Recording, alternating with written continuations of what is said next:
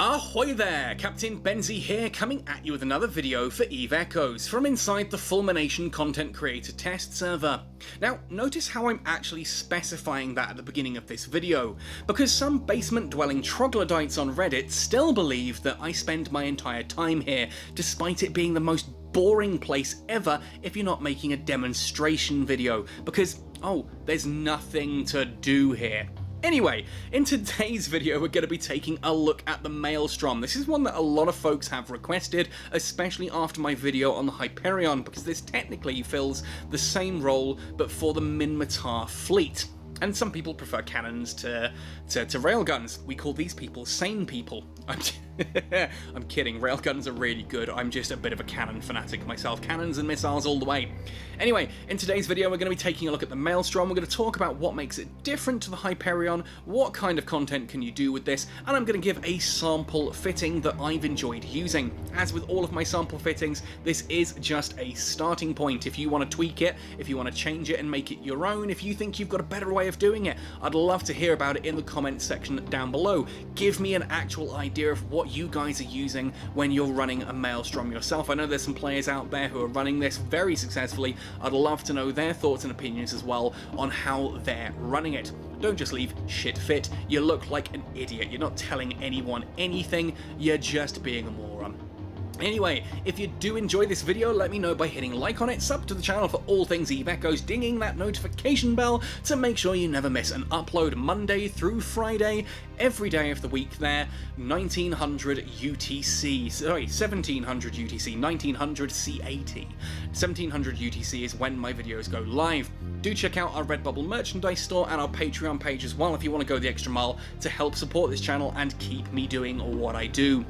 Anyway folks, with all of that said and done then, let's jump right in to talking about the Maelstrom. The Maelstrom is the Minmatar Republic's T10 tanky battleship, alongside the Galente Federation's Hyperion, the Caldari State Rock, and the Amar Empire Abaddon. So if we jump into the Minmatar Republic, go all the way up to the battleship line and Tech 10, here we have the Maelstrom. Now what makes this the tanky one is the fact that under Advanced Battleship Command, we get that 7.5% increase to shield boost amount per level, whereas for example the Caldari Rock gets an increase to shield resistances, the Amar Abaddon gets increases to armor resistances, and the Hyperion, as we've covered previously, gets an increase to armor repair amount. Anyway, we are getting ahead of ourselves here. First of all, the Maelstrom itself as an actual ship. I'll be completely honest, whilst I don't think this is a bad design, it just doesn't do it for me personally. I don't know what it is about it, because I quite like the long, sleek look of it. I think it is just the bottom fins being ridiculously elongated compared to the top ones. Kind of just, I don't know. I like it, it's just not anywhere close to my top 10s. Some interesting skins for it as well. Obviously I like the Angel NCO, but Angel Veteran will forever be one of my favourite skins, and of course it's the one I am running for this video. The new Ascension Nano Core is basically a Dark Halo. Did this one get Dark Halo on its own? No it didn't, so it just gets the bright shiny Ascension Core, plus some other really cool looking, oh no we stay away from that one, suddenly we're in a Mars ship. Some other really cool looking skins there as well. The Sunset one, pretty nice. Valkyrie Glory, a little bit bright. Thermomagnetic Storm is always forever moody and pretty cool. And the Late Night as well. If you didn't get yourself a Neon Rain Nano Core, you can pretend you got sort of the budget knockoff version there. Anyway, attributes and fitting. Starting with that fitting profile, we have 8 high slots. That's a lot of heavy firepower. 8 large cannons. Yoof. 4 mid slots, 6 low slots, and then 3 of each of the rig types, combat and engineering. We also get 2 drone tubes. They can launch small, medium, or large drones. Indeed, they can launch sentry drones as well. I just don't know why you would on any of those. Obviously, when you've got a ship running bonuses like this, like shield boost amount, chances are we're going to brawl it. No point really using sentry drones for a brawling ship now, is there? I tend to actually just use medium drones here because they help you deal with those smaller ships a little bit better, but if you want a bit more firepower, large drones will do the job as well. Anyway, again, really getting ahead of myself. I'm just eager to talk about the fitting section of this video, clearly. We have a very large power grid output here, 15,054 megawatts. That's more than we're going to need for fitting pretty much anything we want on the Maelstrom. You're not going to be oversizing anything anytime soon. What capital-sized modules? Yeah, good luck with that. Cargo hold capacity of 1650 cubic meters is large enough to carry what we need without it being insanely large. Solid defenses there, 102,148. Now, being a Minmatar ship, most of that is in the shield, 31,117, with some pretty good resistances across the board there, but a somewhat decent armor tank as well, still at 27,700. That's not terrible. Okay, yeah, it's not as big as, like, you know, say the Galente or the Amar ships, but it is still bigger than the Caldari ones, which is kind of a key point that we're getting at here. It's a nice even spread across the shield, armor, and structure. Though, of course, you're never going to armor tank this one. You would be an idiot to armor tank this one, but it's a nice bit of padding there if your shield tank does start failing. Structure's a little bit smaller though, 24,532. Solid capacitor, 88,033 gigajoules, so 8,833 gigajoules, good capacitor recharge time. It's not as aggressive as a Caldari ship or an Amar ship, but it's solid enough for what we need. Large signature radius of 247, maximum lock target 7, scan resolution 131. It's a slow to lock ship. It's a big target, but it can lock 7 targets at once, meaning you've got plenty of time to start locking those small ships whilst you blap away at other things. Flight velocity is not bad either. For a battleship, 150 meters per second is not terrible. It's still battleship slow, but it's not slow, if that makes sense. You're on the faster end of battleships here. Not quite the Typhoon, but still a nippy little battleship. Its mass and inertia are also pretty good. They give it a semi-decent agility rating that does mean this is fairly swift to align and to sort of maneuver around the battlefield.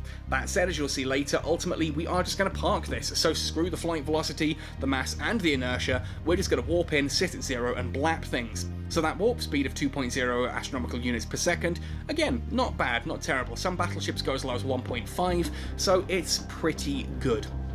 With our trait descriptions though, we've already talked about how Advanced Battleship Command is giving us a 7.5% increase to shield boost amount, 37.5% additional shield boost there per cycle of a shield booster at full training. That's really nice. It means that your shield booster is going to be repairing your shields a lot faster than it would do otherwise. Then Advanced Large Cannon Operation is going to give us an additional 5% cannon damage and a 5% reduction to large cannon activation time. Now for me, when you're getting large cannon damage, obviously that can apply to both strikes and autos, but the large cannon activation time to me always feels like it is favouring the autos a bit more than the strikes. This is basically a poor man's version of the Macariel, and oh boy, it kicks out some absolute pain with this. That is a double sword, double, attacking the candle of damage from both ends, basically. Additional damage per shot, and those shots are coming out faster. 25% additional damage, 25% faster activation time. That's pretty beastie, as we'll see in just a moment. When I'm testing stuff out on Fulmination, it can sometimes be pretty tempting just to bling this out with all of those purple tier gear that you know exists in the game files, but no one gets to use. But it doesn't really help demonstrate anything, so I've tried to keep this fairly cheap, just to give a basic idea, sort of a common idea of what you might fit a Maelstrom with. Now, because of that shield boost amount bonus, of course we are going for a Brawling build. This means autocannons in the high slots, 8 Gist C-type large autocannons, good damage there, optimal range of 6 kilometers with a very gradual accuracy fall off up to 27.86 kilometers. So as long as you're within 30 kilometers of the target, you're doing pretty good damage, which is nice. Very nice indeed, because our damage starts off here at 2,043. Now, if these numbers look a little bit different to what you have when you run a fitting, first of all, make sure to check out Sweet, which is a fitting tool that you can get for iOS, Android, Mac, and PC. Download links will be in the description for that, so you can test this all out with your own skills as well. But remember, on Fulmination, I have 555 in literally every skill in the game, so that might be why some of these numbers look a little bit different to what you pull on the live server. For our mid slots, if we're going for a brawling build, then we're going to need to have a way to deal with quickly orbiting targets. Now, with the Hyperion, we have the Serpentis NCO core, or any of the Serpentis cores in fact, that get those bonuses to Webifier strength, which means we could get away with 2 Webifiers in the mid slots. Here, that is not the case. Even that 61% reduction for a Predator Stasis Webifier is not sufficient for just 2 of those to be running if someone comes up in an Interceptor, so we are going to run 3 of these to really lock a target down. Now, if you don't have 3 Stasis Webifiers, the third one theoretically can be a target painter, but ultimately you'll probably find that the Stasis Webifier works better if you're struggling to hit those interceptors, unless you are heavily skilled into the target painter skills. The fourth mid slot here is then going to be a Vrikolakus Large Energy Nosferatu. This just helps us maintain a little bit closer towards capacitor stability, considering we're going to be shield tanking this, and well, you guys know that shield tanking obviously is fairly capacitor intensive, and you can see already in the low slots how many of these shield modules we have, so how hungry this is going to be. Even with us in optimal range of that Nosferatu, we're only going to be getting a full 8 minutes and 37 seconds out of the capacitor before it dries up. Now, of course, that is with everything running. We're going to have all 3 of these GIST C-type adaptive invulnerability fields running at all times, because that's going to push our shield resistances all the way up to reduce the amount of damage we take. We then have 2 GIST C-type large shield boosters. One of these is usually sufficient to keep us alive when we're brawling at 0 in everything like storyline encounters, but there are times when you start taking a little bit more heavy damage, and thus a second one activating temporarily is going to just help keep you alive and mitigate that incoming damage. Again, to help with capacitor stability, I have dropped in a GIST C-type large capacitor battery here, just to help us keep up. Especially if I think I need to activate that second shield booster, you'll see I activate the large capacitor battery and then both the shield boosters at the same time to get as many cycles out of that as I can do whilst the battery is active. I'll then go back down to 1 or even 0 shield boosters active whilst the battery recharges. You'll see that later in the combat demonstration.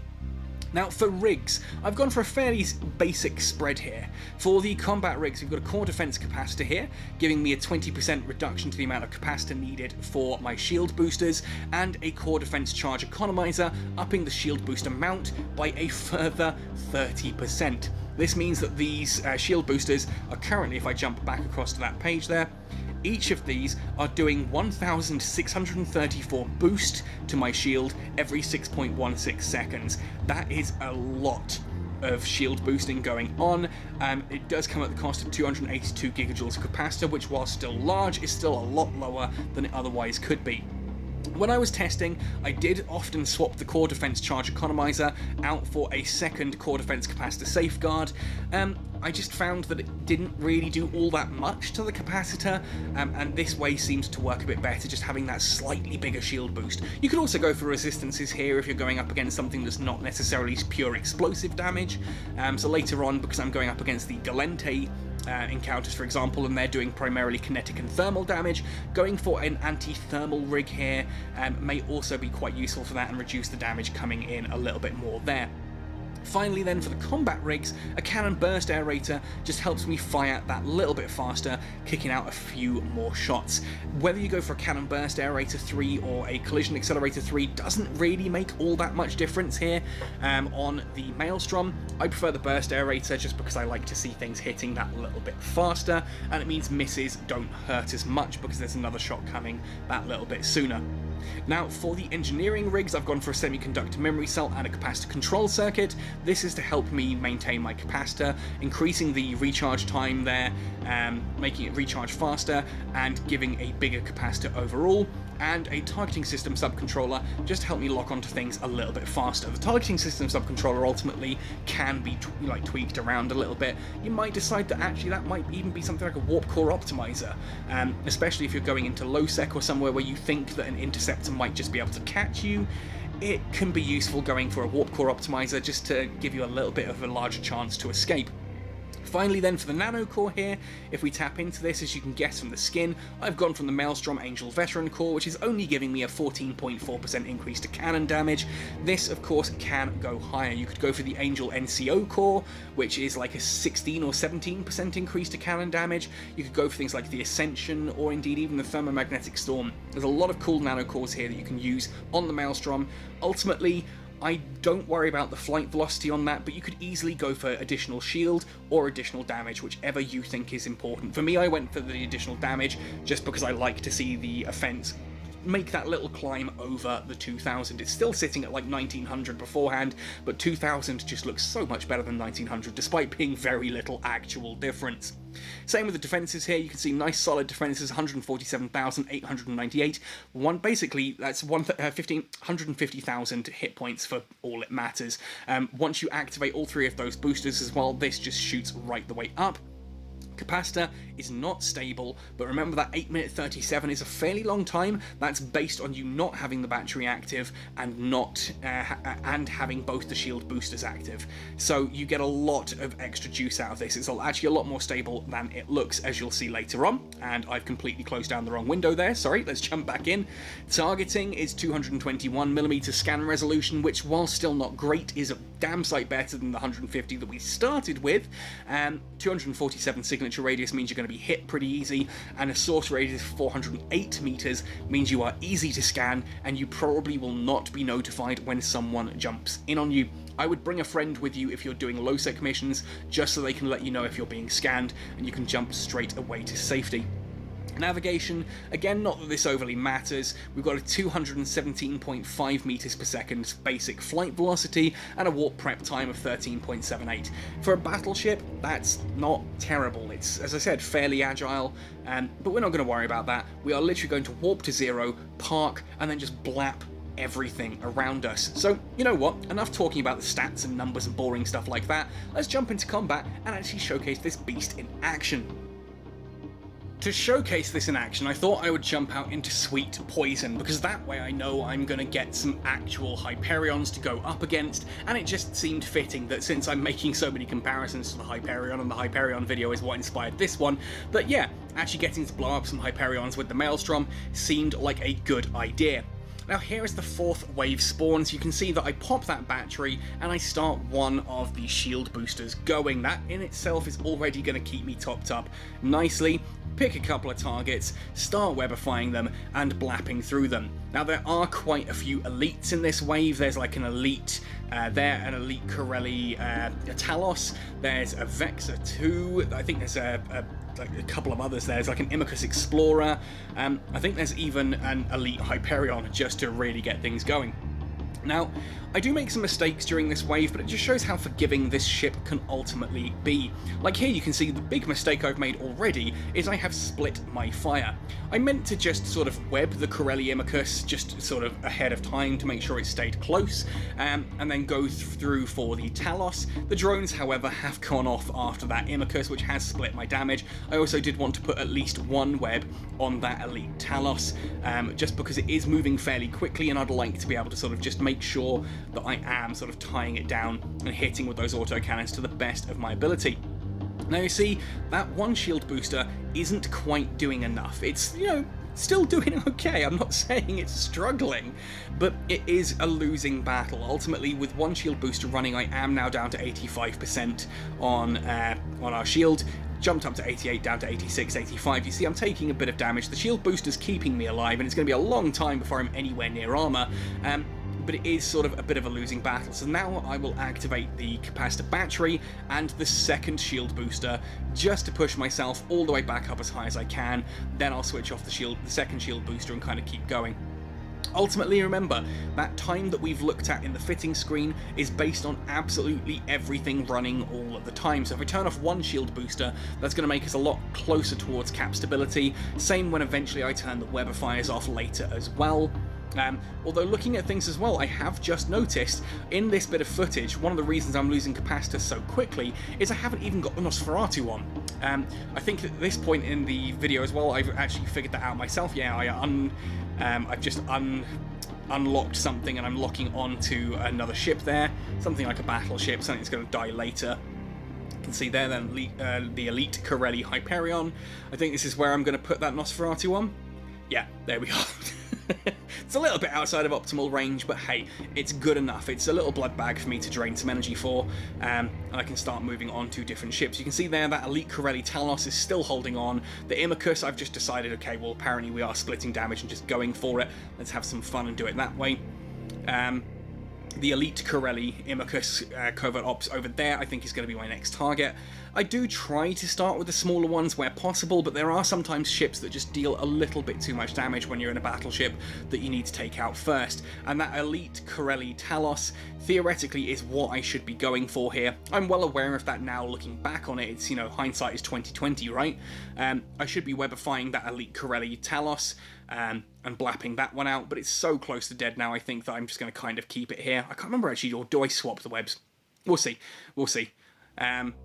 But once that Elite Corelli Talos is down, we go for the Elite Corellum, or whatever it is, for the Imicus Covert Ops there. Yeah, there we do. I think I tried to do a focus fire on that.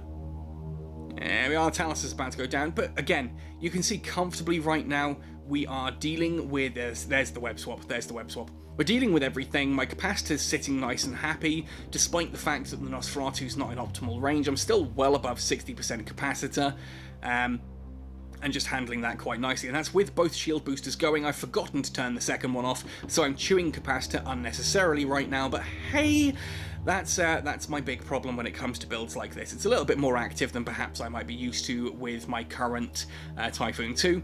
But basically this is an active Parkham brawler. Warp in at 0, lock onto everything, and then just tank through it whilst you rip it to shreds. And of course, the more you rip things to shreds, the less damage is eventually coming back at you, because every ship you blow up is a ship that's not shooting you back. And there we are, I've swapped my Nosferatu target now to a core Megathron Striker, that's in 12 kilometers, so we're now much better there on capacitor stability. I still haven't noticed, however, that second shield booster is cycling. There we are, now I've figured it out, turning them both off for a brief respite from my poor capacitor. Still though, haven't dropped below 55%. That's impressive. I feel that's pretty impressive. So we're just going to blitz through the rest of these now. Ultimately, I don't think there's much more reason for me to sit here and showcase exactly, you know, every single ship in this wave getting blown up. You can see that this is more than capable of handling it, because every ship I blow up is reducing the incoming damage. Again, I take a bit of damage, we activate the capacitor battery and both the shield boosters, and you'll see I quickly shoot all the way back up to 100%, and then I can just switch the shields off again and keep going. I like the Maelstrom. Yeah, sure, compared to the Hyperion, we have the downside of not having that ridiculous Serpentis core and its web bonuses, so we do have to go for 3 webifiers in the mid slots, but it's enough, it works, it's, you know, still capable of doing it, it's still an incredibly tanky ship, that, as you can see, 0 meters per second, we just park it in the middle of the anomaly, and then we just obliterate absolutely everything. Great ship, thoroughly enjoy this one, and if it's your kind of thing, if you like large cannons, if you like brawling, I really think this could be a fun one for you guys to give a go. I know a lot of you are already using the Maelstrom, because I've had a lot of people saying, oh, I love the Maelstrom, I'm really enjoying it. I remember talking to Sheev about it, he was pretty excited about it. This is the fit I've gone for. I don't actually know what fit he uses, so Sheev, if you're watching this, let me know in the comment section down below what you're using on a Maelstrom fit. How close was I? What am I doing different to you? That kind of thing, so I'm sure you've got some ideas. The golden rule I've always said in my videos is I'm not telling you the be-all end-all fits here, just a fit that worked for me. You might decide that there's things that you can do, different rigs, different modules, that do you know, something completely different from you, and you enjoy playing the flying the ship more that way. That's cool, and I love to hear from you folks in the comment section what you do differently if you're flying these ships. Anyway folks, thank you for watching this one right the way to the end, happy sailing, and see you in New Eden!